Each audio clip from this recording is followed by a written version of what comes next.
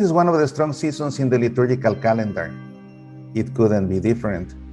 We begin by recalling in a tangible way that dust we are, and to dust we shall return.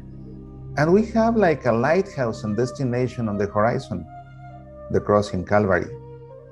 To take seriously the beginning of this spiritual journey, as well as its destination, is reason to tremble.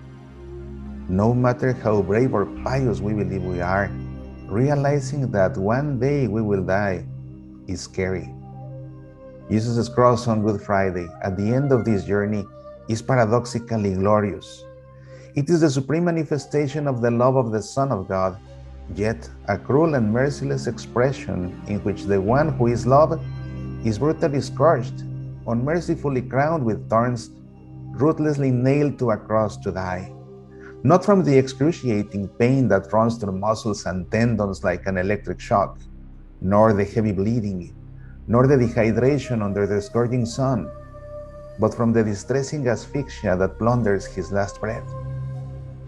Standing before the cross on Good Friday and contemplating it as it is, without the artistic beauty of those crucifixes behind the altars, requires courage and determination, or we inevitably look away. How can I look Jesus in the eye as he agonizes for my salvation when I very well know the kind of life I have lived thus far? How can I see his blood pouring from his forehead, his hands, his feet, and his back, while I never stop complaining about the sorrows that afflict me, that are nothing compared to his cross? The true cross is threatening and scary. But this cross that horrifies us is the condition of being a Christian. Whoever wishes to come after me must deny himself, take up his cross, and follow me. The cross is heavy, painful, and intimidating. It makes us feel ashamed and knocks us down. Taking it up is a true penance. At the dawn of the Second Vatican Council, Pope St. John XXIII called the Church to give the true and effective penance its proper place in accordance to the vocation and state of life of each of us.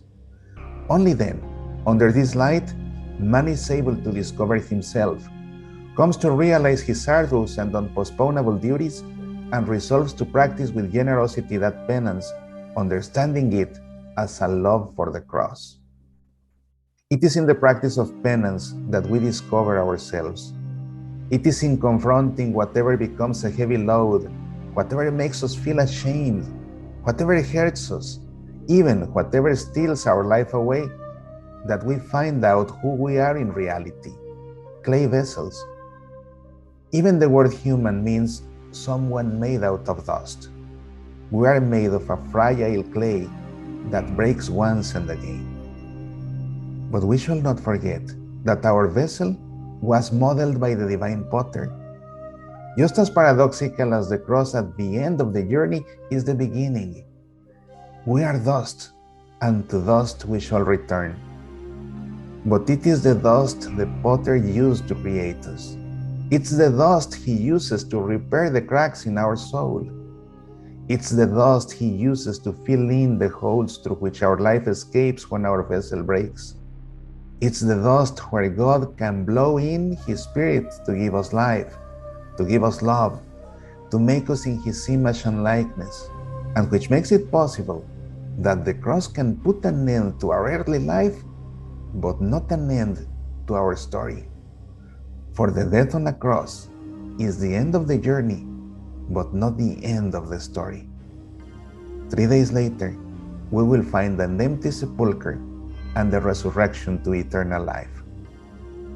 Throughout this Lent, following St. John XXIII's advice, let us embrace with passion our penance, understanding it as our love to the cross. May it be said of each of us in the words of Francisco de Quevedo, ashes shall they become, but they will make sense. Dust shall they become, but dust that has fallen in love. Be passionate about our faith.